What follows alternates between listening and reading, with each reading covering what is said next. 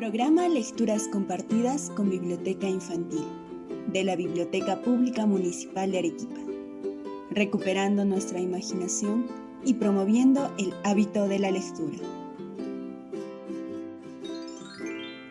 El día de hoy presentamos El fantasma del callejón de la catedral. Su autor fue Enrique Portugal Paredes, nacido en Arequipa el 1 de junio de 1908. Fue escritor, poeta y periodista. Entre sus más destacadas obras encontramos 5 horas con mi madre, con la cual obtuvo la medalla de oro en un concurso promovido por la Asociación Interamericana de Escritores, triunfando sobre más de 800 concursantes. Mientras estaba en Argentina, conoció al músico puneño Jorge Huirce Reyes, y juntos decidieron rendir homenaje a Arequipa a partir de una pieza musical que reflejara la identidad de los arequipeños. Falleció el 7 de octubre de 1960 en Buenos Aires, Argentina. Sus restos fueron trasladados al cementerio de La Apacheta en 1974 y se encuentra ahí hasta el día de hoy. En la colección Biblioteca Infantil Arequipa, dirigida por César Delgado Díaz del Olmo, aparece publicado un cuento suyo, titulado El fantasma del callejón de la catedral, que a continuación contaremos para ustedes.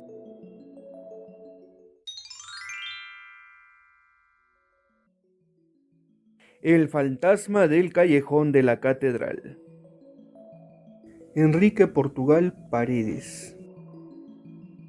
El callejón de la catedral tuvo fama siempre de ser guarida de fantasmas, de sacerdotes sin cabeza, de almas en pena y de ensortijadas brujas. Cuando aún el callejón estaba empedrado y se distinguía por su mal olor y oscuridad, toda la población de Arequipa y sus contornos afirmaba que desde allí salían todas las noches a las 12 en punto el condenado padre sin cabeza, la terrorífica mula errada y otros fantasmales seres extraterrenales, quienes luego de espantar y atemorizar a la ciudad entera, se recogían a la madrugada. Yo, desde niño, me hice incrédulo a tantas y tan raras supersticiones de aparecidos y fantasmas. He dicho que fui un incrédulo, pero mejor es que comience a narrar cierto suceso que me ocurrió una madrugada en el día de San José. Tendría apenas 5 años cuando comencé a escuchar las más espeluznantes historias de terror y muerte, brujerías y fantasmas, y de extrañas como dramáticas versiones que tenían por aquelarre nada menos que el nauseabundo y oscurísimo callejón de la catedral. Oí contar, por ejemplo, el crispante relato del padre sin cabeza, que al morir quedó penando por no haber dado el cumplimiento sagrado, hecho ante él por una moribunda, para que a su muerte celebrara 30 misas. Todas esas historias son una mentira, la más absurda mentira. Y para que todos comprueben que es verdad lo que yo afirmo, mañana mismo, a las 12 en punto de la noche, atravesaré lentamente el callejón de la catedral. Todos lo miraron sorprendidos, no sé si por su soltura o por su irrespetuosidad. En tanto, su madre le dirigía una mirada de desaprobación, como queriendo decirle que no debía ponerla en duda, ¿verdad?, tan generalmente aceptada. Pero entonces uno de sus hermanos, en tono burlón, replicó muy suelto de huesos: ¿Y qué seguridad tendríamos nosotros de que tú vas a pasar por el callejón de la catedral a las 12 en punto de la noche? Para que todos estén seguros de que iré y que no existen tales fantasmas ni tonterías hechizadas, vamos a convenir con el zapatero Fermín Domínguez, el que nos hace los zapatos y vive justamente a mitad del callejón de la catedral, que antes de retirarse hasta el fondo de su habitación, o sea, alrededor de las 10:30 de la noche, ponga en algún lugar convenido, quizá sobre la puerta de calle que da al callejón, algún objeto que ustedes mismos me entregarán.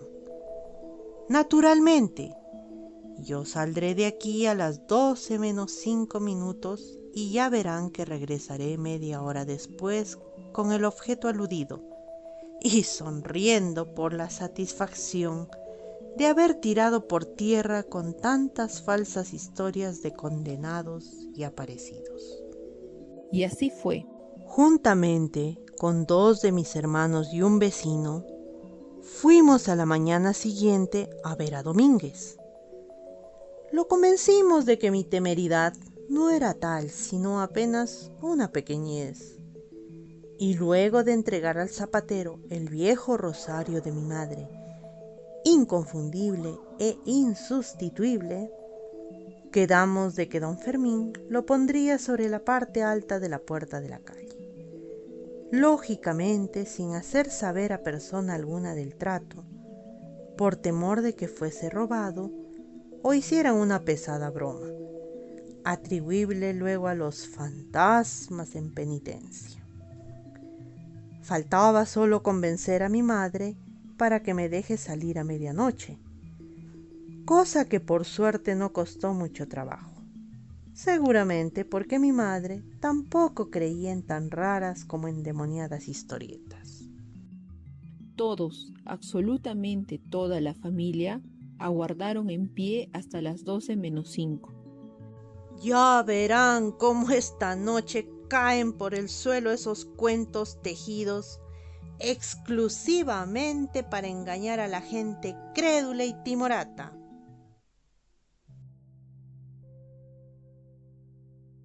Alrededor de las 11:30 iba ya a retractarse, pues un secreto miedo le oprimía el corazón. Pero el solo pensamiento de que su actitud podía caer en el más espantoso ridículo, marcándolo para toda la vida como un cobarde, lo empujó a cumplir con el desafío. ¡Qué frío hace!, pensé mientras salía de la vieja casona de Palacio Viejo. Pasé por frente al cuartel de policía, seguí hacia la plaza de armas, continué ya más lentamente por el portal de Flores, proseguí luego hacia la calle San Francisco, y cuando estuve frente a uno de los extremos del callejón de la catedral, me detuve fuertemente impresionado. Miré hacia uno y otro lado. Ni un alma, ni por un lado ni por el otro, ni siquiera un alma en pena. Una ráfaga de viento frío me hizo poner carne de gallina, o tal vez sería por el temor que de mí se apoderaba paulatinamente. En el instante en que decidí atravesar el callejón para salir por el lado donde quedaba la ancha puerta de la antigua casa Forga, el destemplado chillido de una lechuza, de esas que se meten por las claraboyas de la catedral para beberse el aceite de las lamparitas sacras, me sobrecogió de terror. ¿Qué hacer? Reaccioné rápidamente y, silbando para ahuyentar mi miedo, me encaminé hacia la puerta. Crucé entre sombras, hálitos de desperdicios, viento helado y murmullos de sobresalto. Por fin llegué hasta el lugar convenido. Faltaba solo ahora recorrer la otra mitad del callejón para salir triunfante por la calle Santa Catalina, seguir por los portales de San Agustín y de la municipalidad, luego por Ejercicios y finalmente desembocar en Palacio Viejo, donde mi madre, hermanos y vecinos me aguardaban con verdadera ansiedad. Desde luego, ingresaría con aires de gran importancia, afirmando frases de sobrado efectismo, como si hubiese conquistado el mundo entero. Inició el camino de regreso con la palpable prueba entre sus manos. Habría caminado unos 5 metros, cuando de pronto se topó. Quizás sea ese el verdadero término, nada menos que con el fantasmal fraile sin cabeza. Tan luego lo vio descreído en este tipo de apariciones, naturalmente quedó helado, o mejor diré, transpirado, un sudor frío, característico de la impresión que dicen se apodera de las víctimas del terror y el pánico. El hecho cierto fue tan fantástica como amenazadora visión se acercaba a él, con paso lento y desacompasado. Pero, efectivamente, ¿esta figura de fraile carecía de cabeza? En verdad, no se le distinguían facciones de la cara o figura de la cabeza, pero en cambio llevaba levantada sobre los hombros la clásica capucha franciscana. Para detener o amortiguar mi impresión de susto, traté no obstante de descubrir la cara del tan raro fantasma, aprovechando una franja de tenue luz proveniente del débil farolillo dejado por el zapatero, que se filtraba por una de las hendiduras de la puerta. Pero no vi dentro de la capucha más que una sombra provocada por el vacío. Entonces era verdad aquello de la nocturna aparición del fraile sin cabeza. A todo esto, el fantasma avanzaba cada vez más.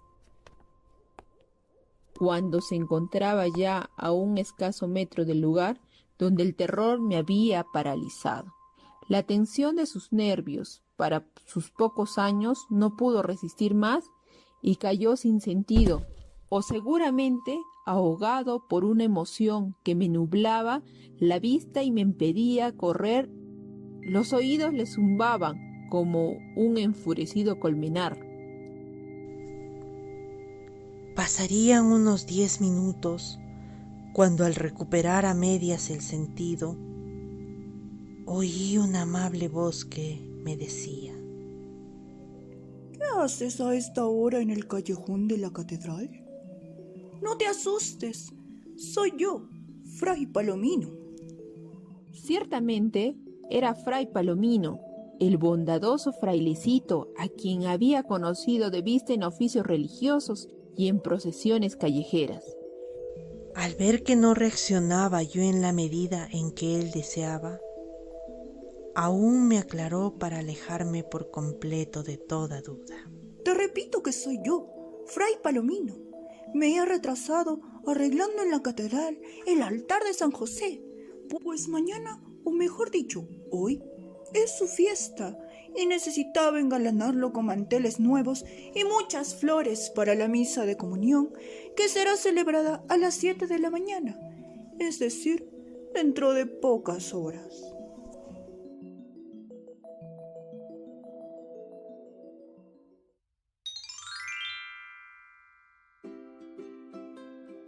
¿Te causaron curiosidad algunas palabras que oíste en la narración?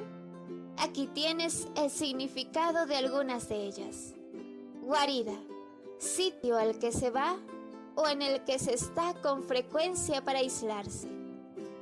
Empedrado, pavimento o capa de piedras cubriendo el suelo. Burlón, que tiene tendencia a burlarse de la gente o de las cosas. Airoso, que tiene un aire elegante o garbo en sus movimientos. Murmullo, ruido confuso y poco intenso, que se produce cuando dos o más personas hablan en voz muy baja. La pregunta de la semana es: ¿qué enseñanza nos deja la narración de hoy? Nuestra actividad de la semana es: te invitamos a dejar volar tu imaginación y realizar un dibujo de tu personaje favorito de este cuento y compartirlo con nosotros al correo bibliotecapublicamunicipal@gmail.com. La narración de esta obra estuvo a cargo del voluntariado de la Biblioteca Pública Municipal de Arequipa: Francesca Pinazo Ceballos, Yanela Erika Corecruz, Jorge Luis Rodríguez Flores, Leila Stephanie Saavedra Parizaca, Luz Emilia Olave Cisneros y Mari Carmen Scarly Miranda García. Los esperamos la próxima semana a la misma hora con una nueva historia.